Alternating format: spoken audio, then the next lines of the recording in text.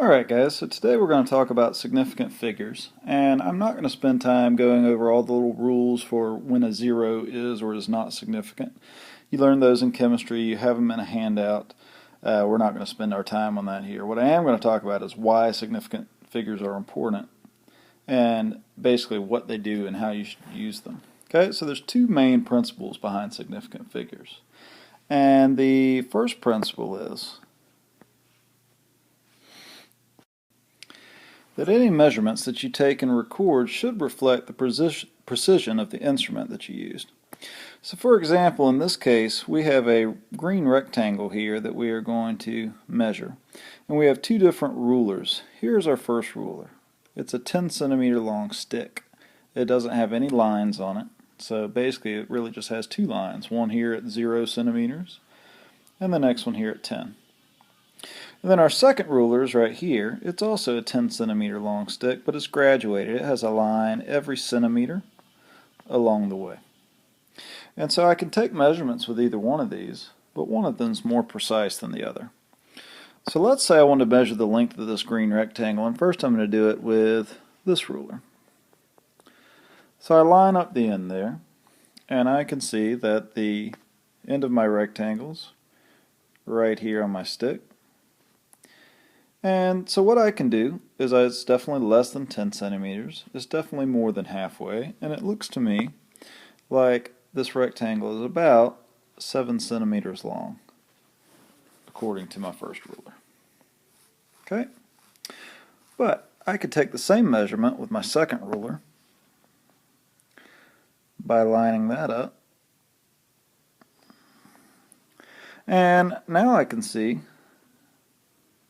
that the end of my rectangle is definitely more than 7 and definitely less than 8, and it looks to me like it's about 7.6 centimeters using this one.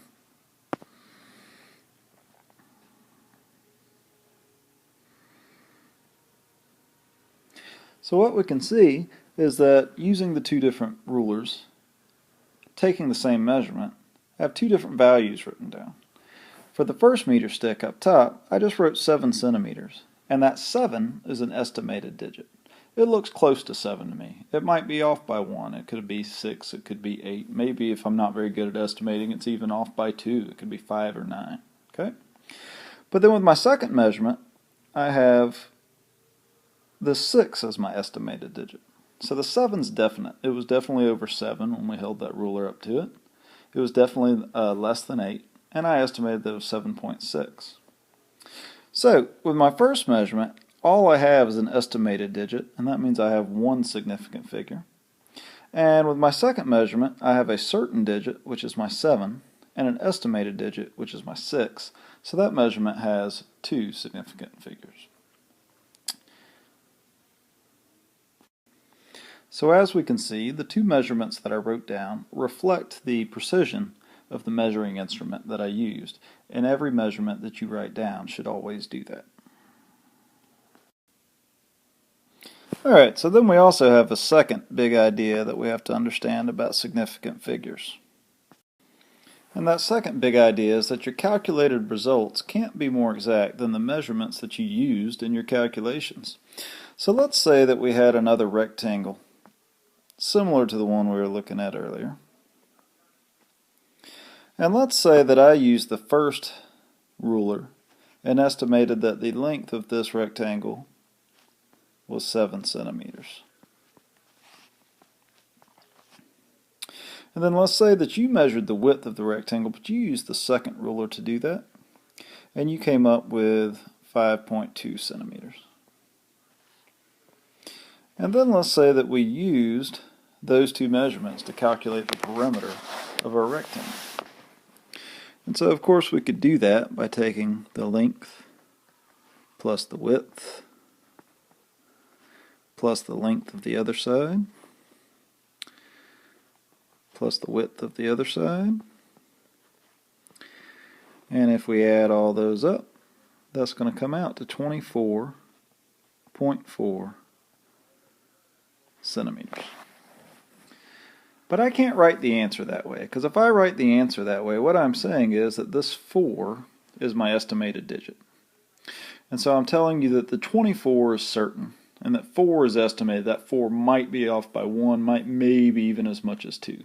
So what I'm telling you is that I'm relatively certain that that real value is somewhere between 24.3 and 24.5 centimeters. But I can't very well say that when I have an estimated 7 right here. Because what if this is really 6, or what if this is really 8? My answer could be bigger than 24, it could be smaller than 24. So to say it's 24.4 doesn't really make sense. So what I have to do here is I have to use the addition and subtraction rule, and I see that I have a number estimated to the ones place, a number estimated to the tenths, another number estimated to the ones, and another number estimated to the tenths.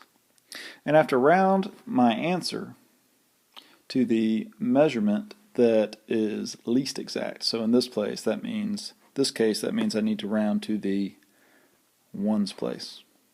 And since that's 24 is followed by a 0.4, then what I will say then is that my perimeter is 24 centimeters.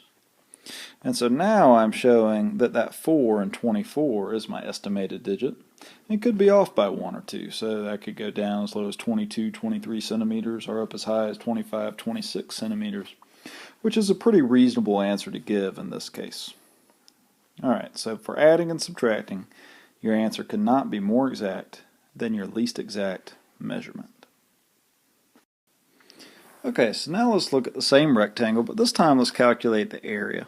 And of course, if I want to calculate the area of a rectangle, all I do is length times width. So in this case, if I want to know the area, it's going to be the length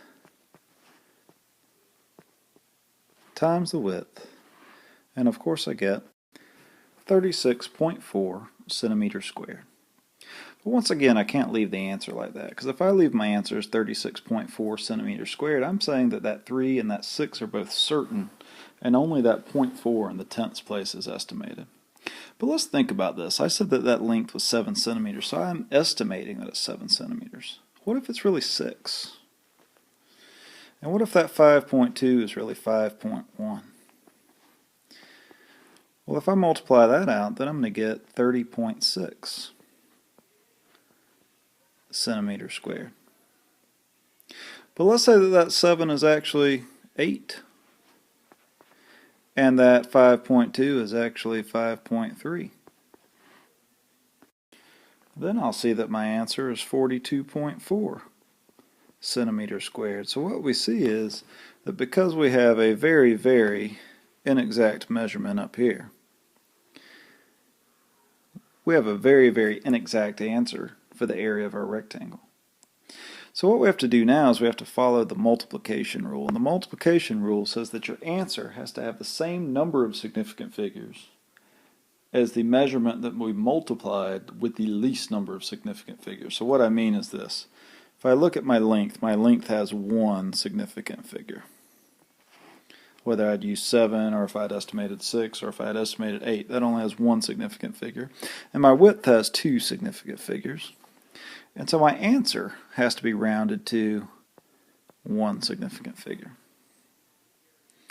And so what I'm going to do is I'm just going to take this number right here and I'm going to round that. And since it's followed by a 6, in this case I'm going to round up.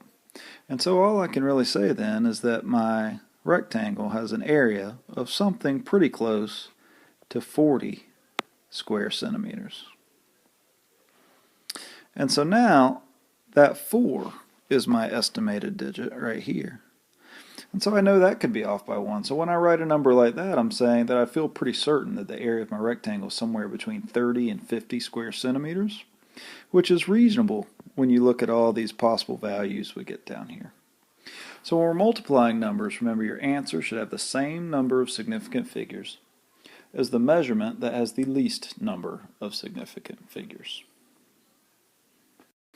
Okay, so the last thing I want to say is that sig figs are a simple method for a very important concept, but they are not the only method. So remember, the whole point of sig figs is that we express our measurements in a way that reflects the precision of our instruments, and that we express the results of our calculations in a way that goes back and reflects the exactness of our measurements. Okay, so other ways you'll see it done is you might see a balance that says right on it. It might say plus or minus 0.03 grams. Okay? So if you read something off that, another way you could do it is to say something's 175.21 grams plus or minus 0.03 grams. Okay? And you could measure something else, and it could be 167.68 grams plus or minus 0.03 grams. And let's say that for some reason we want to know the total mass of our two objects. Well, if we did that, then what we would have to say is that our total mass is 342.89 grams plus or minus 0.06 grams. So that's another way of showing the precision of your measurements in your calculations. It's not one we're going to use in this class, but it's one you may see someday and you should be familiar. There are rules for these types of measurements for multiplying and dividing. We're not going to get into them here. I just want you to know that sig figs are not the end-all be-all.